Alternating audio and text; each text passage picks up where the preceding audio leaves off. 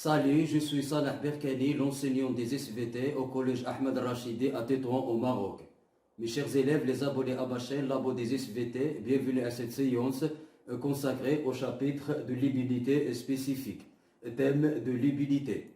Pour télécharger les animations utilisées dans cette séance, visitez le lien en dessous de la vidéo dans la description. Mes chers élèves, vous savez bien que les personnes qui ont été atteintes ou guéries de la varicelle ne seront pas atteintes par cette maladie une autre fois. En effet, leur corps s'immunise contre cette maladie lors de la première contamination par le microbe de la varicelle. Vous savez bien aussi qu'on immunise les enfants contre les maladies microbiennes par vaccination. Mes chers élèves, il s'agit donc d'une immunité acquise lors de la contamination par les microbes ou bien de la vaccination. Alors, quels sont les moyens et les propriétés de l'immunité acquise? Pour répondre à cette question, on va réaliser les activités suivantes. Mes chers élèves, lorsqu'on observe un sérum prélevé d'une souris guérie du tétanos, on découvre des molécules protéiques sous forme de la lettre Y et qui sont nommées des anticorps. Mais le sérum d'une souris non contaminée par ces microbes ne contient pas ces anticorps. Alors, quelle est l'origine et le rôle des anticorps? Mes chers élèves, analysons le diagramme suivant de l'évolution de la quantité des anticorps et la quantité de la toxine tétanique dans le sang d'une personne infectée pour la première fois par ces microbes en fonction des jours. On constate tout d'abord que les microbes n'apparaissent dans le sang qu'au-delà du 5e jour après l'infection et leur quantité augmente progressivement. On constate aussi que l'apparition des anticorps s'accompagne de la diminution de la toxine tétanique et sa disparition. Donc, le rôle des anticorps, c'est l'élimination de la toxine tétanique. Ils sont nommés anticorps antitétaniques. Et on nomme antigènes tous les éléments étrangers intrus dans notre corps et qui induisent la formation des anticorps. Alors, comment les anticorps éliminent les antigènes? Cette animation montre que lorsque l'antigène pénètre dans notre corps, les lymphocytes B, qui sont un type de globules blancs, sécrètent les anticorps. Ces anticorps se fixent sur les antigènes et les neutralisent.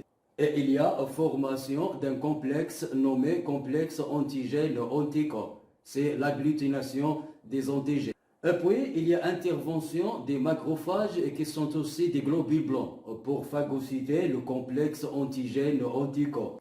Donc, les anticorps sont sécrétés par les lymphocytes B dans le sérum pour neutraliser les antigènes. Mes chers élèves, du fait que les anticorps sont en suspension dans le sérum sanguin, cette immunité est nommée immunité acquise immorale ou immunité à médiation immorale. Alors, quelles sont les propriétés de l'immunité acquise à médiation immorale? Pour répondre à cette question, on va analyser les expériences suivantes. La première expérience, on injecte de la toxine tétanique à une souris 1.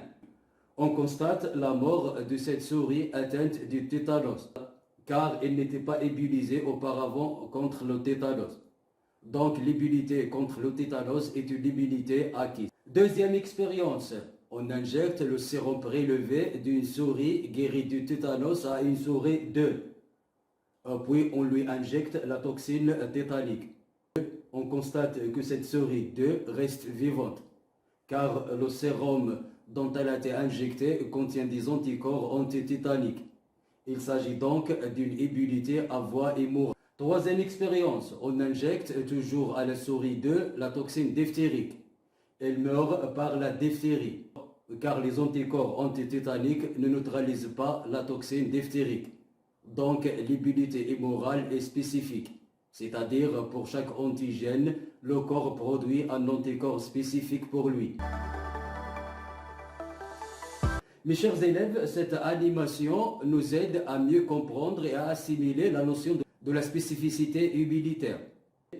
On va glisser chaque anticorps à son antigène. Observez que la forme du bras de chaque anticorps est complémentaire d'un antigène spécifique sur lequel elle se fixe. C'est la spécificité des anticorps. Et maintenant, on va découvrir une autre propriété de l'immunité hémorale. Analysons le diagramme suivant qui compare la variation de la quantité des anticorps sécrétés lors d'une première infection, c'est-à-dire la réponse primaire, puis lors d'une deuxième infection par le même antigène, c'est-à-dire la deuxième réponse. On constate que la première réponse est faible, c'est-à-dire il y a production d'une petite quantité des anticorps. Elle est tardive et lente, car cette production a pris du temps, environ une semaine. Alors que la deuxième réponse est forte, car il y a production d'une grande quantité des anticorps. Rapide et instantanée, car la production n'a pas pris du temps. Mes chers élèves, lors de la première rencontre, il se forme une mémoire dite mémoire immunitaire. Donc, comme conclusion, l'immunité hémorale possède une mémoire nommée mémoire immunitaire. En effet, le principe de la vaccination se base sur la mémoire immunitaire, comme on va voir dans la séance prochaine. Et maintenant, analysons ces expériences pour découvrir une autre voie de l'immunité acquise. Première expérience, on injecte à une souris 1 les bacilles de corps qui sont responsables de la tuberculose.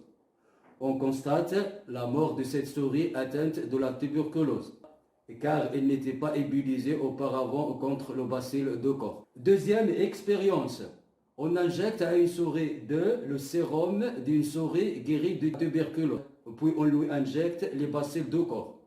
On constate la mort de cette souris atteinte de la tuberculose. Donc, la lutte contre le bacille de corps ne se fait pas par les anticorps qui se trouvent dans le sérum. C'est-à-dire, ce n'est pas une immunité acquise à voie hémorale. Troisième expérience, on injecte à une souris 3 des cellules nommées lymphocytes T prises du sang d'une souris guérie de la tuberculose. Puis, on lui injecte des bacilles de corps. On constate que cette souris reste saine. En effet, les cellules de lymphocytes T sont des cellules tueuses qui éliminent les bacilles de corps sans intervention des anticorps. Comme conclusion, certains microbes, comme les bacilles de corps et les virus, qui infectent et se développent dans les cellules, ces cellules infectées par ces microbes sont détruites avec les microbes qu'ils contiennent par les lymphocytes T tueuses. Mes chers élèves, il s'agit donc d'une immunité acquise à médiation cellulaire. Comme récapitulation, l'immunité acquise se fait par deux voies. La voie hémorale, c'est-à-dire par des anticorps qui se trouvent en suspension dans le sérum. La voie cellulaire, c'est-à-dire par des lymphocytes T toxiques qui détruisent les cellules infectées par les microbes. Mes chers élèves, on est arrivé à la fin de cette séance. Je vous invite à vous abonner à ma chaîne, comme j'attends vos observations pour améliorer ces productions pédagogiques. Merci et au revoir.